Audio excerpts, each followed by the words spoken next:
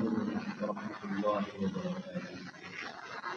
Alhamdulillah wa kafa.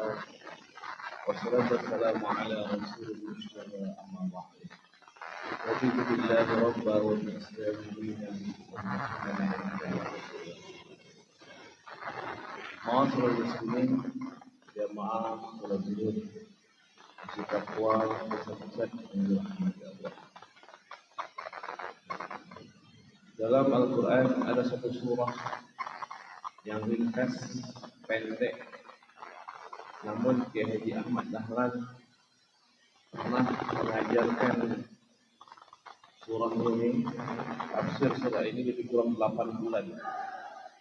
Diulang-ulang surah pendek ini sehingga muncullah di Muhammadiyah itu yang disebut dengan teologi Al-Asr.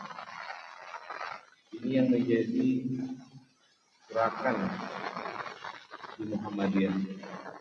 Karena dari surah Al-Asr yang sangat pendek ini muncul pokok-pokok gerakan di Muhammadiyah.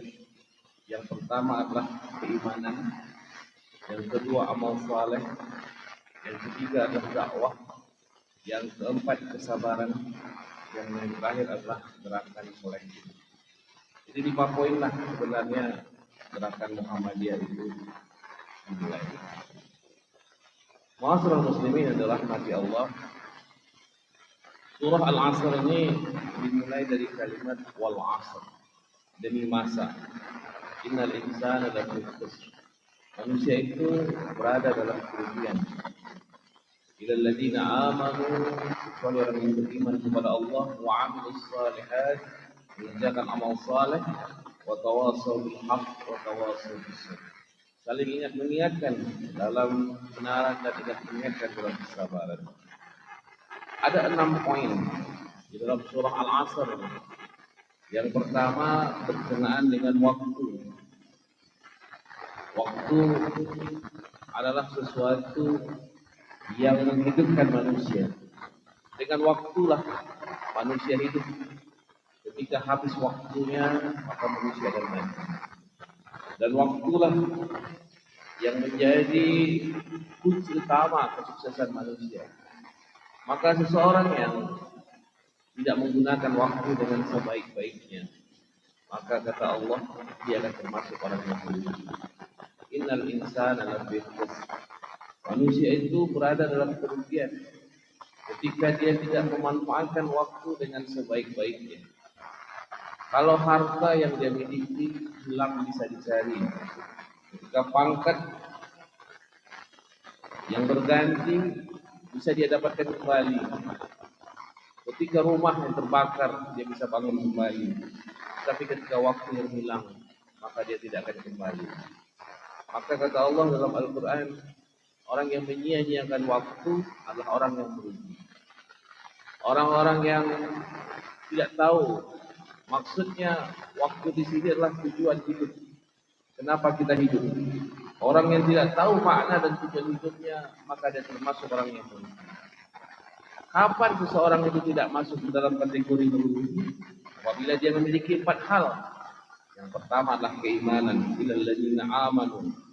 Maksud daripada keimanan itu adalah keyakinan kepada Allah yang disertai dengan integritas, yang disertai dengan orientasi hidup, dan yang disertai dengan tujuan yang tinggi.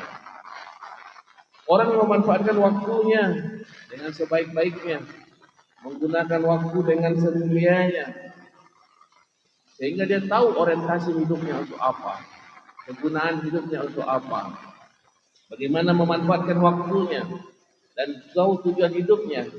Inilah makna sesungguhnya manusia itu tidak berada dalam kerugian. Makna yang tidak berada dalam kerugian ini adalah dia tahu tentang hakikat kehidupan ini untuk apa dia gunakan. Waktu yang panjang untuk apa dia manfaatkan dan lain sebagainya. Maka kadang-kadang banyak sekali kita dalam hidup kita ini kita sia-siakan waktu kita ketika kita berdagang umpamanya sambil menunggu kita main game. Maka ini bisa jadi di antara kita cara menyia-nyiakan hidup kita. Apa salahnya ketika kita dalam keadaan kosong kita membaca Al-Quran atau setidaknya membaca kisah-kisah dari para sahabat, membaca pengorbanan para pahlawan kemerdekaan dan lain sebagainya, sehingga menambah khazanah ilmu pengetahuan kita, menambah keimanan kita. Dan ketika ini kita lakukan, maka sesungguhnya kita termasuk orang yang beruntung dan tidak merugi. Tetapi apabila di handphone kita masih banyak game, apalagi game online dan lain sebagainya, maka niscaya kita termasuk orang yang merugi. Banyak orang kaya yang merugi. Ketika orang kaya memiliki harta tapi tidak tahu tujuan hidup hartanya untuk digunakan untuk apa. Banyak orang yang berpangkat merugi. Ketika dia tidak tahu jabatannya bagaimana caranya bisa memberikan manfaat kepada orang lain. Banyak artis yang merugi ketika dia tidak tahu populernya dia gunakan untuk apa. Banyak orang-orang yang terkenal merugi, tidak tahu bagaimana keterkenalannya itu bisa mendatangkan kebaikan dan kemuliaan di sisi Allah Subhanahu wa taala. Inilah pentingnya iman. Yang kedua, keimanan saja, keyakinan saja tidak cukup. Dia harus dibarengi dengan amal saleh, perbuatan baik, iman yang diwujudkan dalam tindakan nyata dan bermanfaat bagi diri dan sesama. Orang yang beriman tidak cukup dia meyakini kebaikan untuk dirinya saja. Dia harus melakukan amal saleh.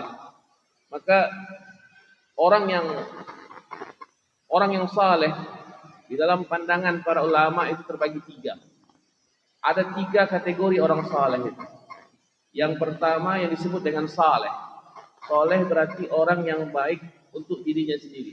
Berarti dia adalah orang baik. Dia melakukan perbuatan baik.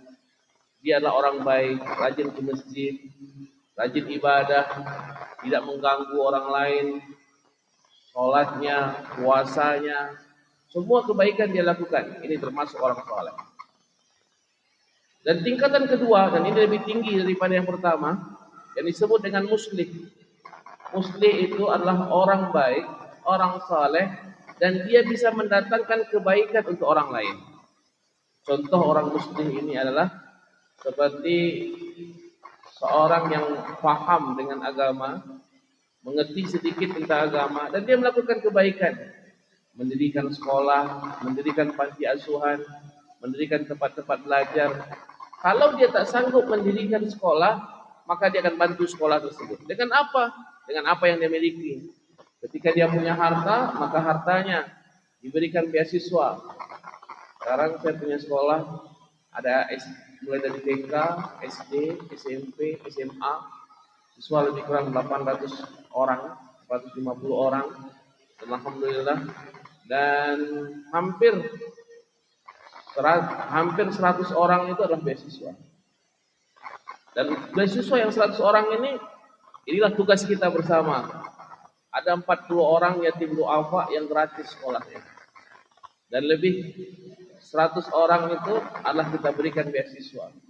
Dan kita yakin, masyarakat muslimin yang dirahmati Allah, ketika kita melakukan kebajikan, maka Allah akan menolong kita. In tansurullah yansurkum wa yutsabbit aqdamakum.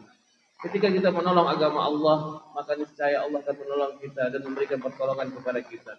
Alhamdulillah, kemarin baru ditelepon, ada beberapa orang mengatakan, Ustaz, saya insya Allah 5 orang, saya jamin sekolahnya, uang sekolah, kemudian uang buku dan lain sebagainya. Alhamdulillah 5 orang sudah di-cover oleh 1 orang.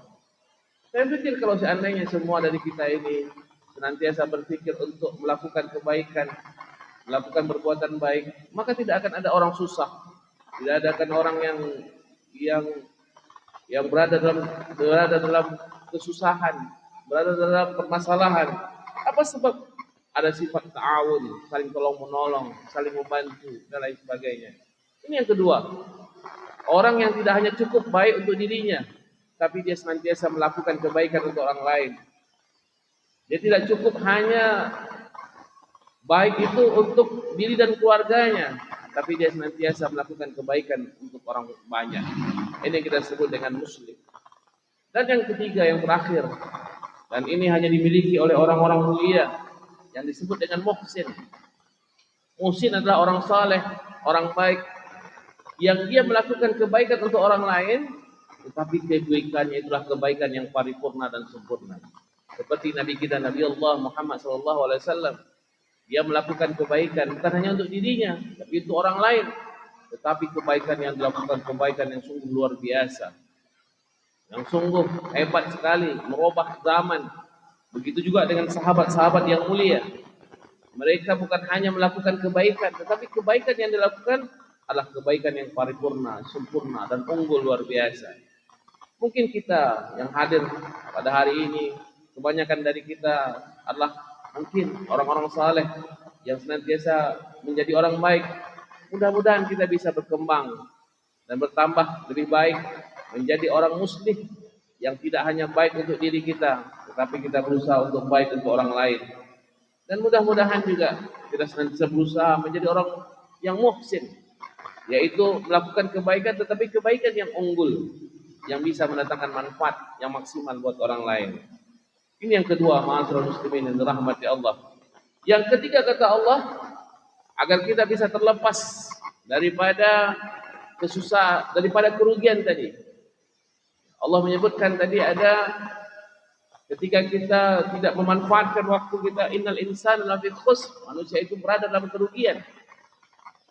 Bagaimana caranya? Yang ketiga agar kita bisa terlepas daripada kerugian, wa tawasau bil haq, yaitu dakwah dalam kebenaran, saling menasihati, saling menegakkan kebenaran dengan hikmah dan keadilan.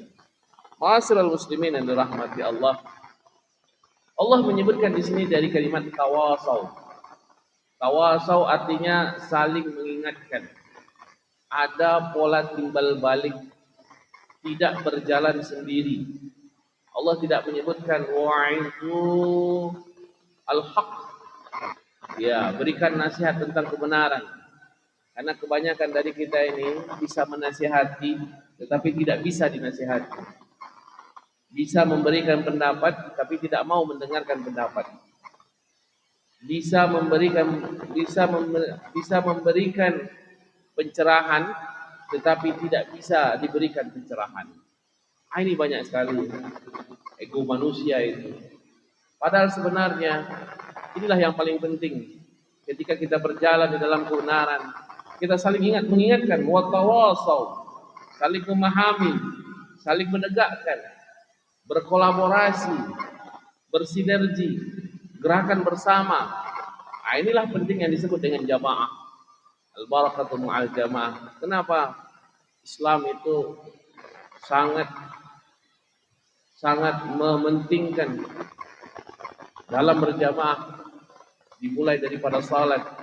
Kenapa salat berjamaah menjadi sangat penting dalam Islam?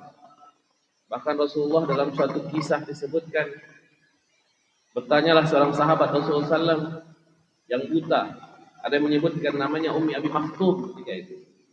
Dan bertanya kepada Rasulullah SAW, ya Rasulullah, saya ini buta ya Rasulullah. Jadi saya tak tahu bagaimana jalan ke masjid ya Rasulullah. Kemudian kata Rasulullah SAW, bolehkah saya? Kata sahabat tersebut, saya menyebutkan dia adalah Ummi Abi Maktum, seorang sahabat yang buta. Kemudian Rasulullah berkata, baiklah, kalau engkau susah untuk datang ke masjid, maka tak perlu kau datang masjid, cukup sholat di rumah. Kemudian belum lagi lewat berjalan, sahabat tersebut Rasulullah memanggil lagi, ya Abi Maktum, apakah engkau bisa mendengar azan? Kata Abi Maktum, ya, saya bisa mendengar azan. Kalau begitu, hendaklah engkau mendatanginya. Artinya, ma'asyiral muslimin yang dirahmati Allah, bahwa sesungguhnya jamaah itu sangat penting sekali. Untuk hadir datang ke masjid itu sangat penting sekali. Karena kekuatan umat Islam ini dimulai daripada gerakan jamaahnya, kekuatan bersamanya, bukan dalam kesendiriannya. Kesendirian kita ini akan dimudah digoda oleh syaitan, akan dimudah diperdaya oleh iblis, akan senantiasa bersama orang-orang yang merusak dan lain sebagainya. Tapi ketika kita saling mengingatkan dalam kebenaran, dan inilah pentingnya dakwah, maka Maka di dalam dakwah ini semua kita mengingatkan, para pemimpin diingatkan oleh rakyatnya, orang kaya diingatkan oleh para ulama untuk mengeluarkan zakat, infak, sedekahnya. Ulama diingatkan oleh Al-Quran, diingatkan oleh jamaah untuk senantiasa konsisten. Orang tua diingatkan oleh anaknya, anak diingatkan oleh orang tuanya, suami diingatkan oleh istrinya, istri pun diingatkan oleh suaminya. Inilah semuanya sunnatullah untuk saling mengingatkan, watawasau, saling bersama. Maka tidak ada yang namanya kepemimpinan mutlak. Semuanya lah kepemimpinan kolektif, kepemimpinan bersama. Seorang imam namanya, ketika dia berlaku kesalahan, maka jamaah wajib menegur. Kalau dia salah baca, maka jamaah wajib menegur. Apakah dengan mengucapkan subhanallah dan lain sebagainya. Kalau umpamanya lupa rakaat, dah 3 rakaat, sholat 3 rakaat, sholat zuhur, kemudian tiba-tiba salam, maka kewajiban jamaah untuk mengingatkan. Ini disebut dengan al-khawasau, saling mengingatkan. Dan inilah pentingnya kita di dalam berdakwah ini, sama-sama kita saling mengingatkan. Dan inilah kekuatan daripada jamaah yang sesungguhnya. Dan yang terakhir, ma'asyiral muslimin yang dirahmati Allah, adalah kesabaran. Wa tawasau bis-sabr, saling mengingatkan dalam kesabaran. Sabar ini adalah perkara yang sangat berat sekali dan perkara yang sangat penting sekali agar kita bisa terlepas daripada kerugian. Bahkan dalam Al-Quran disebutkan, apapun masalah yang kita hadapi, maka minta pertolongan kepada sabar. Baru setelah itu salat kepada Allah Subhanahu wa taala. Dalam Al-Quran Allah menyebutkan wasta'inu bis-sabri was-salah. Hendaklah engkau minta pertolongan kepada sahabat dan salat. Artinya sebelum kita meminta pertolongan kepada Allah, maka bersabarlah. Sebelum Allah memberikan, sebelum kita minta kepada Allah dalam doa, dalam salat kita, ketika kita mendapatkan masalah, maka bersabarlah. Karena sabar itu adalah perkara yang sungguh luar biasa. Maka Allah secara banyak menyebutkan wabashshirus sabirin, berikanlah kabar gembira kepada orang yang bersabar. Maka dalam kesabaran itu pun ma'asyiral muslimin yang dirahmati Allah, Allah menyebutkan dengan kalimat watawasau, saling ingat mengingatkan. Maka ketika ada yang mendapatkan musibah, kita sebutkan kepada saudara kita bersabarlah. Dan saling mengingatkan, inilah sesungguhnya hakikat daripada ibadah kita. Semoga kita senantiasa memahami tentang makna-makna Al-Quran, terutama surah Al-Asr ini, teologi Al-Asr ini.